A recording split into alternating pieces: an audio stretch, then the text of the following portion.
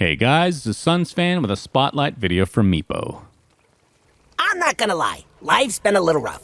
I was on a tear playing the Couriers in White Spire when all of a sudden I hit a cold streak. It happens. We figured we were due for a win, so we go to Mama Eve and take out a marker.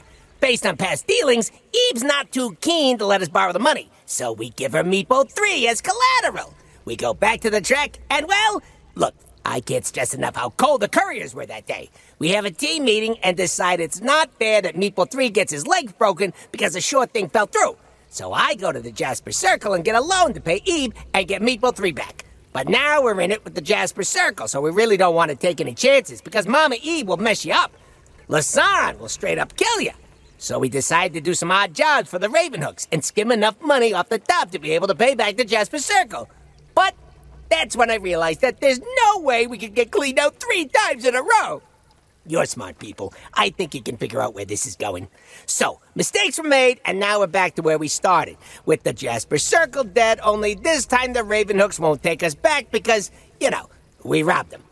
We're freaking out, pointing fingers, and that's when Meepo 3 sees a wanted poster for our old friend Mareska. Now Lord Sunbreeze has put a huge bounty on his daughter that would cover the Jasper debt in spades. But A, Mareska's a friend, and more importantly, B, there was no way we'd get to her before Gondar did. So I come up with a new plan. Gondar will capture Mareska, we'll free Mareska, Mareska will owe us, and Mareska will keep the Jasper Circle from killing us. It's a perfect plan! What could go wrong? Meepo is a rare blue hero with 4 attack and 5 health. He comes with 2 abilities. These abilities won't make any sense until I've actually covered his signature card, which is named Divided We Stand. This is a 4-mana spell that will summon another Meepo. Okay, let's get back to his abilities. The first one is named United We Fall, and it's a passive. If one Meepo dies, then all of them die. Pretty simple. The second is an active ability named Poof, which has a 2-round cooldown. When targeted on a Meepo in another lane, it will move your current Meepo to that lane, dealing 2 damage to the new enemy neighbors. This hero is, let's say, interesting. So first things first, his stats are not great. 4 attack is tied for the highest on blue heroes, and he will at least be able to kill creeps. His health though is 5, which ties CM and Prelix for lowest in the game. Now his signature card in theory sounds super cool. You're able to create more Meepos, which again, sounds very powerful. The only problem is that if one dies, they all die. And by the way, when they all die, all that gold goes to the enemy. So let's say you have 4 Meepos up and 1 dies. The enemy therefore gets 20 gold. Yep. Now his ability is super cool and has a lot of potential for great plays. It has a 2-round cooldown, which means he's probably best used as a final round deployment.